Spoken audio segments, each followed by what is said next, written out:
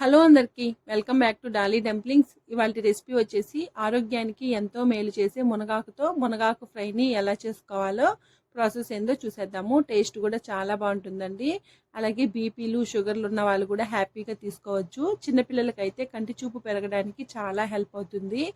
ఇప్పుడు ఈ మునగాకు ఫ్రైని ఎలా చేసుకోవాలో ప్రాసెస్ చూసేద్దాము. దీనికోసం ముందుగా ఒక పెద్ద సైజు మునగాకు కట్టను తీసుకొని ఆకుల్ని ఒలుచుకొని 2-3 సార్లు వాటర్లో వాష్ చేసుకొని వాటర్ని డ్రైన్ చేసి పక్కకు పెట్టుకోవాలి. ఇప్పుడు స్టవ్ ఆన్ చేసుకొని కడాయి పెట్టుకొని ఇందులో 1 కప్పు పల్లీలను వేసుకొని మంటని మీడియం టు లో ఫ్లేమ్లోకి అడ్జస్ట్ చేసుకుంటూ పల్లీలు లైట్గా కలర్ చేంజ్ అయ్యే వరకు వేయించుకోవాలి. పల్లీలని హై ఫ్లేమ్లో పెట్టి వేయించారంటేను బయట కలర్ చేంజ్ అయిపోయి లోపల వరకు సరిగా వేగవండి. ఇలా లైట్గా కలర్ చేంజ్ అయిన తర్వాత ఇందులో 5 కారం గల ఎండుమిరపకాయలను వేసుకొని మంటని మీడియం ఫ్లేమ్లో ఉంచి మరో 2 నిమిషాల పాటు వేయించుకోవాలి.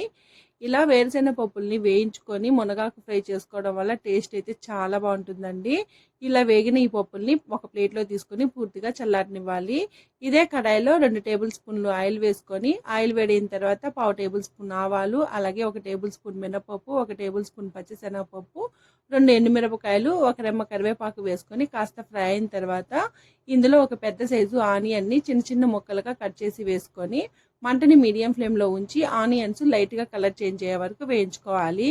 ఆనియన్స్ వేగేలోగా ఒక మిక్సీ జార్ని తీసుకొని మనం ముందుగా వేయించి పెట్టుకున్న పల్లీలు, ఎండుమిరపకాయలు వేసుకోవాలి. అలాగే 5-6 వెల్లుల్లి రెబ్బలు వేసుకొని మూత పెట్టుకొని కాస్త బరక ఉండేలాగా మిక్సీ పట్టుకోవాలి. చూడండి, ఈ విధంగా మిక్సీ పట్టుకోవాలి.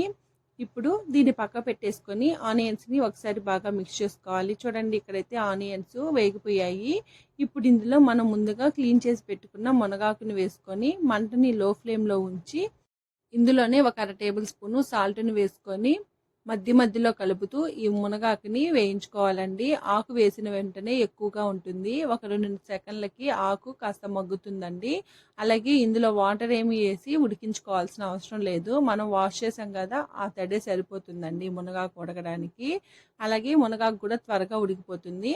ఇలా కలుపుకున్న తర్వాత ఇందులో 1/4 టేబుల్ స్పూన్ పసుపు వేసుకొని ఒకసారి మళ్ళీ బాగా మిక్స్ చేసుకోవాలి. ఇప్పుడు మూత పెట్టుకొని మంటని లో ఫ్లేమ్లోనే ఉంచి 5 నిమిషాలు ఉడికించుకోవాలండి. అలాగే మధ్యలో మూత తీసుకుంటూ కలుపుతూ ఉడికించుకోవాలి, లేదంటే అడుగున ఉన్న మునగాకు మాడిపోయే ఛాన్సెస్ ఉంటుంది. ఇప్పుడు ఇందులో 5-6 వెల్లుల్లి రెబ్బల్ని కచ్చాపచ్చాగా దంచి వేసుకోండి. ఇలా వెల్లుల్లి రెబ్బల్ని వేసుకోవడం వల్ల టేస్ట్ అయితే చాలా బాగుంటుంది. వెల్లుల్లి ఇష్టం లేని వాళ్ళైతే స్కిప్ చేసేయండి. దీన్ని ఒకసారి మళ్ళీ బాగా మిక్స్ చేసుకొని మునగాకు ఉడికిందో లేదో చెక్ చేసుకోవాలి. మునగాకు మీకు సరిగా ఉడకనట్లయితేను కొద్దిగా వాటర్ని యాడ్ చేసి ఉడికించుకోండి. నాకైతే ఇక్కడ మునగాకు చక్కగా ఉడికిపోయింది. ఇప్పుడు ఇందులో మనం ముందుగా మిక్సీ పట్టి ఉంచుకున్నాం కదా వేరుశెనగ పప్పు పొడిని యాడ్ చేసుకోవాలి. నేను ఇక్కడ 3 టేబుల్ స్పూన్ల వరకు యాడ్ చేశానండి. ఇలా యాడ్ చేసిన తర్వాత ఒకసారి ఈ వేరుశెనగ పప్పు పొడి మునగాకులో కలిసేలాగా బాగా కలుపుకోవాలి. మంటని లో ఫ్లేమ్లోనే ఉంచి కలుపుకోవాలండి, లేదంటే ఈ పల్లీల పొడి మాడిపోయే ఛాన్స్ ఉంటుంది. ఇలా చక్కగా కలుపుకున్న తర్వాత సాల్ట్ సరిపోయిందో లేదో చెక్ చేసుకొని సాల్ట్ని అడ్జస్ట్ చేసుకోవాలి. అంతేనండి, మునగాకు ఫ్రై అనేది రెడీ అయిపోయింది.